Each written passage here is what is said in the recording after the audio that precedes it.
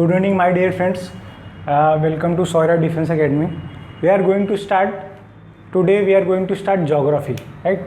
हम यहाँ पे पढ़ने जा रहे हैं geography for NDA. तो यहाँ पे NDA और CDS एग्ज़ाम में हमें geography कैसे पढ़ना है, geography for NDA and CDS, right?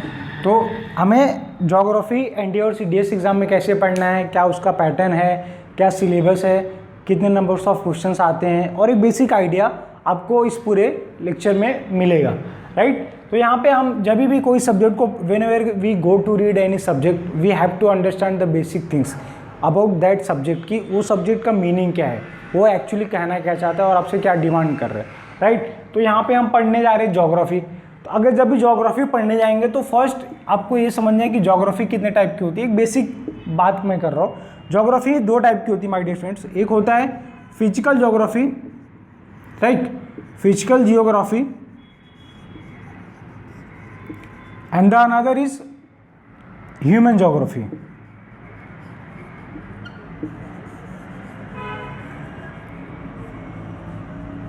Right, तो यहाँ पे दो टाइप की ज्योग्राफी होती है, फिजिकल ज्योग्राफी होती है और ह्यूमन ज्योग्राफी होती है।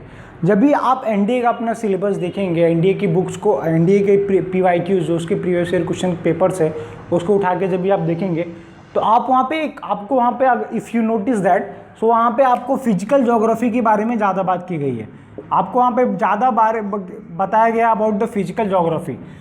ह्यूमन ज्योग्राफी जो है as compare to physical geography वो ईजियर भी है एंड ऑल्सो उसका जो वेटेज है और उसका जो डिमांड है इन योर एग्ज़ाम वो थोड़ा लिटिल बिट लो है as compare to physical geography.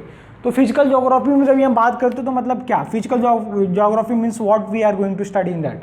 तो हम उसमें बेसिक्स जो फिजिकल चीज़ें हैं लाइक वहाँ पे आपका प्लेन्स कैसे, प्लेन्स, माउंटेन्स, है ना, प्लेन्स, माउंटेन्स, रिवर्स, तो ये प्लेन्स, माउंटेन्स, रिवर्स बने कैसे, फॉर्म कैसे हुए, इनके टाइप्स क्या है, इन सब के बारे में हम पढ़ेंगे। ह्यूमन ज्योग्राफी में क्या पढ़ते हैं, ह्यूमन ज्योग्राफी में जब हम पढ़ने जाएंगे तो यहाँ पे हम पढ़ेंगे सेटलमेंट्स, राइट, कि एक इंसान जो उसके सेटलमेंट है, रहने की जगह, प्राइमरी सेटलमेंट, सेकेंडरी सेटलमेंट और टेम्पररी सेटलमेंट। उसके बाद कम्युनिकेशन के बारे में पढ़ेंगे,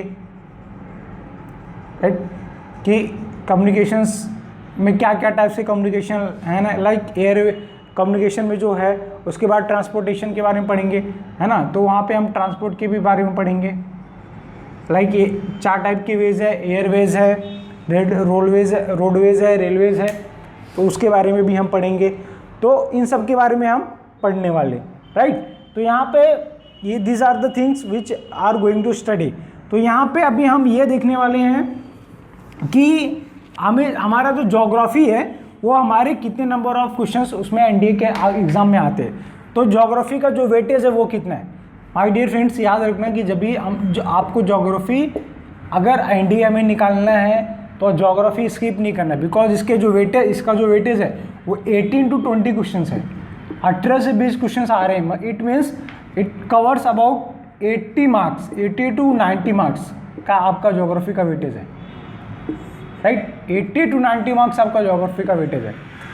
इट मीन्स ये डिफाइन करता है कि आपके लिए ज्योग्राफी कितनी इंपॉर्टेंट हो जाती है। अगर 80 to 90 मार्क्स जब आपके किसी सब्जेक्ट का वेटेज होता है तो वो आपको वो दिखाता है कि उसका आपके रिजल्ट के ऊपर कितना इम्पैक्ट पड़ेगा, राइट।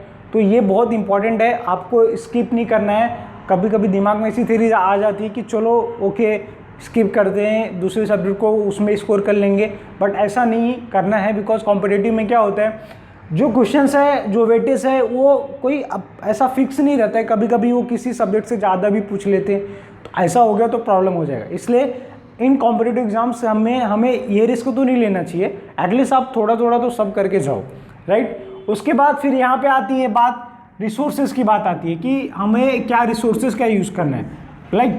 तो हमें यहाँ पर रिसोर्सेज क्या आप पढ़ेंगे। सो माय डियर फ्रेंड्स, हमें हमेशा याद रखना है कि we are going for central services.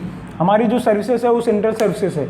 तो सेंट्रल सर्विसेज में जो भी बात होती है, यूपीएससी जो भी आप का एग्जाम कंडक्ट कौन कर रहा है, यूपीएससी कर रहा है। यूपीएससी इज ऑलवेज डिमांडिंग और asking the questions from the NCERTs only. UPSC का जो भी एग्जाम्स होते हैं, whether you take NDSC, DS, IAS, IPS, civil services and IFS, forest exams also, all the exams are conducted और based on the NCERTs. तो आपका जो एक बेसिक रिसोर्स है वो आपका एनसीईआरटी होना चाहिए। तो हमें ज्योग्राफी के लिए एनसीईआरटी कहाँ से कहाँ तक पढ़नी है? एक्चुअली वैसे तो 6 to 12 तक की एनसीईआरटीज है, but if you read 6 to 10 that is sufficient. तो आप अगर 6 से 10 की एनसीईआरटी पढ़ेंगे ज्योग्राफी की, that is sufficient, because the 11th 12th is the revision of that 6 to 10 NCERTs. तो 11th 12th क्या है, और 11th 12th की जो एनसीईआरटी है वो 6 to 10 में जो आपने पढ़ा है उसी का रिवीजन आपको वहाँ पे और थोड़ा एडवांस में करा के मिलता है। तो आपके लिए रिसोर्सेज 6 to 10 की एनसीईआरटीज है, that is basic, that is sufficient, right.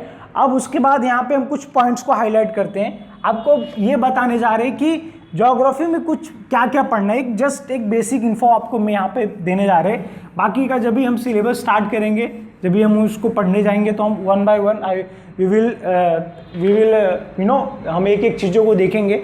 But यहाँ पे एक आपको एक बेसिक चीज़ें, I am highlighting the things which we are going to study in that geography.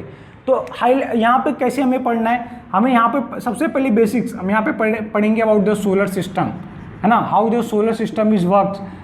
Solar system में आपने देखा होगा 8 प्लैनेट्स होते हैं, उसमें सन हेड है, देन मर्क्यूरी है, वेनस है and all other things etcetera. तो हम ये सब उसके बारे में पढ़ेंगे कि सोलर सिस्टम कैसे होता है, वो वर्क कैसे होता है, राइट। उसके बाद में हम पढ़ेंगे अबाउट अर्थ। तो अबाउट अर्थ के बारे में पढ़ेंगे। अर्थ में क्या होता है कि अर्थ कितनी लेयर से फॉर्म हुई है, उसमें किस लेयर का कौन सी लेयर का कितना वेटेज, कितना वॉल्यूम है, क्या क्या कंटेंट करता है, उसके बारे में पढ़ेंगे। उसके बाद इसी में यू कैन टेक एटमॉस्फेयर के बारे में पढ़ेंगे। एटमॉस्फेयर के बारे में पढ़ेंगे तो एटमॉस्फेयर में कितने कौन सी एटमॉस्फेयर में कौन सी लेयर्स हैं, और उस लेयर्स का कितना उसका पोर्शन कवर किया गया एटमॉस्फेयर में। तो ये सब के बारे में हम पढ़ेंगे, राइट। उसके बाद फिर हम पढ़ेंगे lakes, about rivers, mountains, forest, इन सब के बारे में हम पढ़ेंगे। अब लेक्स में क्या पढ़ेंगे कि हमारे इंडिया में कितनी लेक्स है, रिवर्स कौन सी रिवर, लाइक ब्रह्मपुत्र रिवर है, गंगा रिवर है, बेसिक जो मेजर रिवर्स है उसके बारे में पढ़ेंगे। माउंटेन्स के बारे में पढ़ेंगे, ब्लॉक माउंटेन्स क्या होता है, फोल्ड माउंटेन्स क्या होता है, वोल्केनिक माउंटेन्स क्या होता है, उसके बारे में पढ़ेंगे।